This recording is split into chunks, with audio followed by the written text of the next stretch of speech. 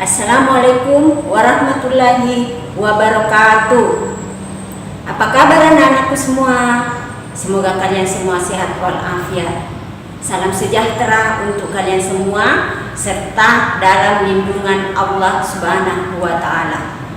Bersama saya Ibu Siti Haskia dari SD 71 Parepare hadir untuk menyajikan materi pendidikan agama Islam. Materi kelas 5 pelajaran keempat dengan tema Indahnya Ramadan. Kali ini kita akan membahas subtema puasa Ramadan. Nah, anak-anakku sekalian, agar pembelajaran kita pada hari ini senantiasa mendapatkan limpahan rahmat dan hidayah dari Allah Subhanahu wa taala, maka alangkah baiknya kita mengawalinya dengan berdoa. Doa sebelum belajar. Bismillahirrahmanirrahim. Rabbi zidni ilman warzuqni fahma. Artinya, ya Allah, tambahkanlah aku ilmu dan berikanlah aku rizki akan kepahaman.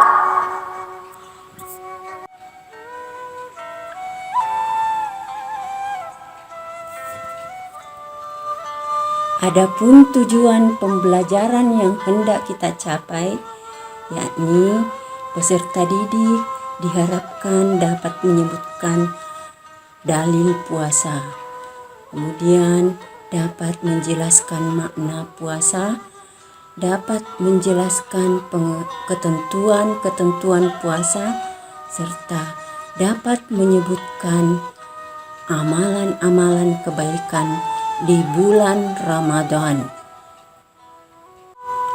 Baiklah anak-anakku di rumah, kita akan memulai pembahasan yang pertama, yakni dalil puasa. Dalil puasa bersumber dari Al-Quran, yakni surah Al-Baqarah ayat 183, yaitu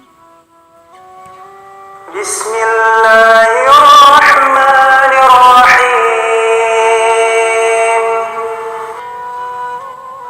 Ya ayyuhalladzina amanu kutiba alaikumus siyamu kama kutiba alal ladzina min qablikum.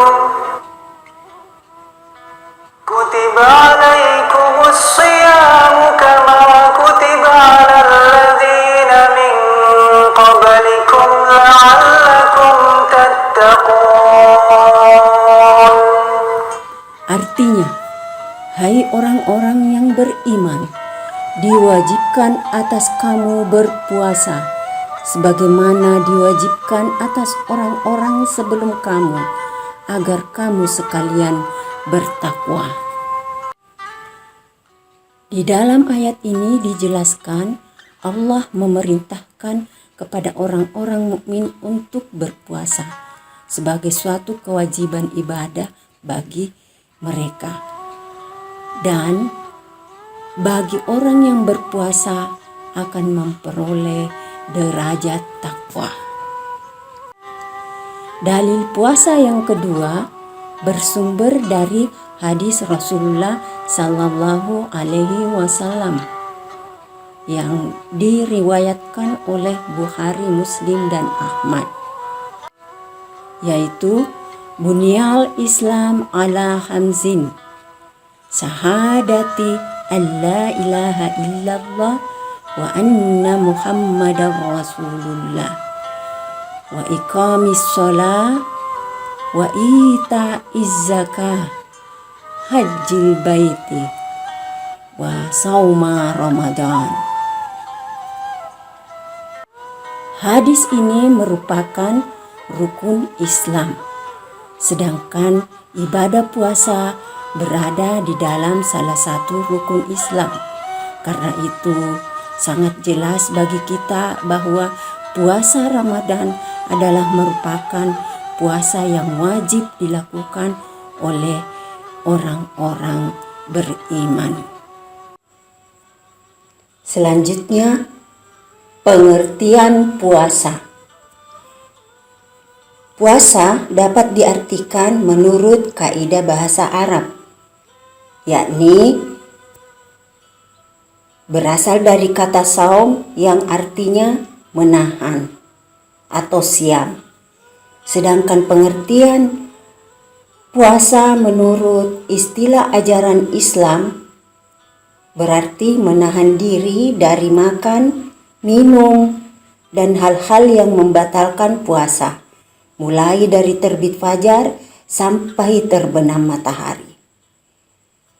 Nah, anak-anakku sekalian, puasa memiliki ketentuan-ketentuan yang harus dipenuhi agar puasa kita dapat diridhoi oleh Allah Subhanahu wa Ta'ala.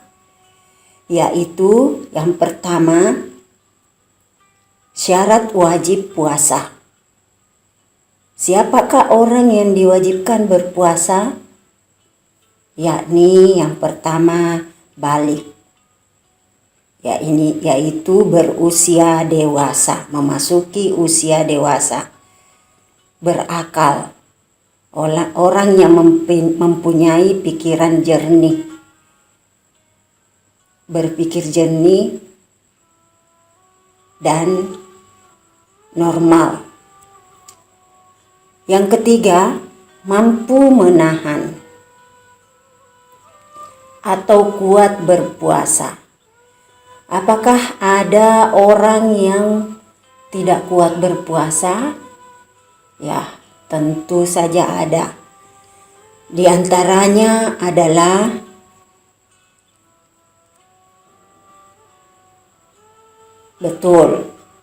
lanjut usia atau lansia. Oke, orang yang ibu hamil, kemudian ibu menyusui, musafir. Musafir itu adalah orang yang melakukan perjalanan demi menuntut ilmu atau menyiarkan Islam. Kemudian yang terakhir, orang yang bekerja berat. Kalau mereka tidak tercukupi asupan nutrisinya, mereka tidak akan kuat bekerja. Namun, kelima kondisi ini boleh melakukannya sepanjang memenuhi syarat. Syarat apakah yang harus dipenuhi orang-orang yang boleh meninggalkan puasa pada bulan Ramadan? Yaitu fidyah dan qada. Kalau lansia melakukan fidyah, yaitu memberi makan pada orang miskin pada hari di mana dia tidak berpuasa. Kalau ibu hamil dan ibu menyusui, kedua-duanya harus dilakukan. Selain membayar fidyah, mereka juga harus mengganti puasanya setelah bulan Ramadan berakhir. Sedangkan musafir cukup mengganti puasa setelah bulan Ramadan berakhir. Kemudian orang yang bekerja berat mengganti puasanya setelah Ramadan berakhir. Ketentuan puasa berikutnya yakni syarat sah puasa. Apakah syaratnya supaya puasa kita sah?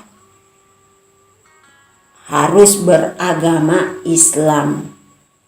Kemudian berakal sama dengan sebelumnya. Mumayyiz adalah orang yang cerdas, sudah mampu membedakan yang benar dan yang salah, yang baik dan yang buruk.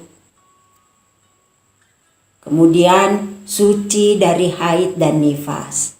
Haid dan nifas hanya dialami oleh wanita dewasa. Kalau dalam keadaan haid atau nifas, mereka harus stop puasanya. Yang terakhir, pada waktu yang ditentukan. Berpuasa itu ada waktunya. Kita tidak boleh berpuasa di sembarang waktu. Contohnya di hari raya itu haram berpuasa, atau hari tasyrik. Kecuali hari-hari itu maka boleh berpuasa. Ketentuan puasa berikutnya adalah rukun puasa. Rukun itu harus dilaksanakan. Kapan tidak dilaksanakan, maka puasa kita tidak sah. Yang pertama, niat. Niat ini adalah hal yang paling inti dalam melaksanakan ibadah kepada Allah. Kalau niatnya semata-mata karena Allah, maka insya Allah ibadah apapun yang kita lakukan akan diridhoi oleh Allah. Yang kedua, menahan dari hal-hal yang membatalkan puasa. Nah, inilah dua rukun puasa yang harus dipenuhi sebelum dan pada saat melakukan atau melaksanakan puasa. Ketentuan yang terakhir yakni hal-hal yang membatalkan puasa. Apa saja kah itu? Pertama, muntah dengan sengaja. Kalau tidak sengaja tidak menjadi masalah. Keluar darah haid atau nifas. Nah, ini bagi perempuan. Ketiga, melakukan hubungan untuk orang dewasa. Keempat, hilang akal. Kebalikan dari berakal.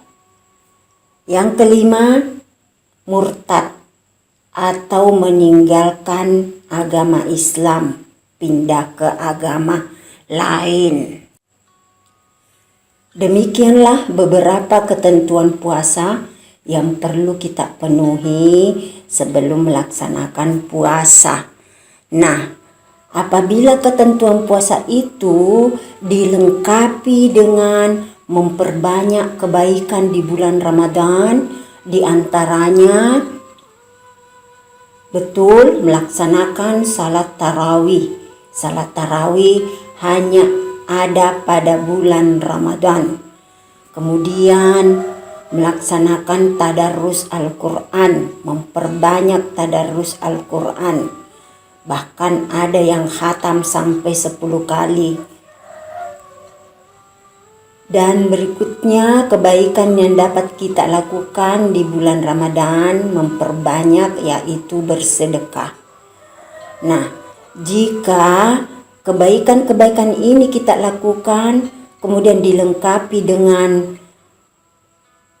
ketentuan-ketentuan puasa yang kita laksanakan, insya Allah puasa kita akan diridhoi oleh Allah Subhanahu wa ta'ala. Nah, tentu bukan hanya 3 amalan-amalan kebaikan yang kita lakukan di bulan Ramadan sebagai tambahan untuk nilai pahala puasa kita, melainkan banyak kebaikan-kebaikan yang lain. Di antaranya membantu orang tua di rumah, menyelesaikan pekerjaan rumah, termasuk juga kebaikan. Belajar dengan sungguh-sungguh pada saat berada di rumah pada bulan Ramadan dan lain sebagainya. Nah, anak-anakku sekalian, itulah tadi pembahasan mengenai puasa. Kita telah membahas ketentuan puasa, kemudian ditambah dengan amalan-amalan kebaikan yang dilaksanakan di bulan Ramadan. Jika kedua hal tersebut dilakukan, insya Allah kita akan memperoleh hadiah dari Allah Subhanahu wa ta'ala, yakni berupa derajat. Derajat yang bagaimanakah itu? Nah, derajat yang tinggi yaitu takwa, hasil dari berpuasa pada bulan Ramadan ditambah dengan amalan-amalan kebaikan yang kita lakukan untuk menambah nilai pahala puasa Ramadan kita.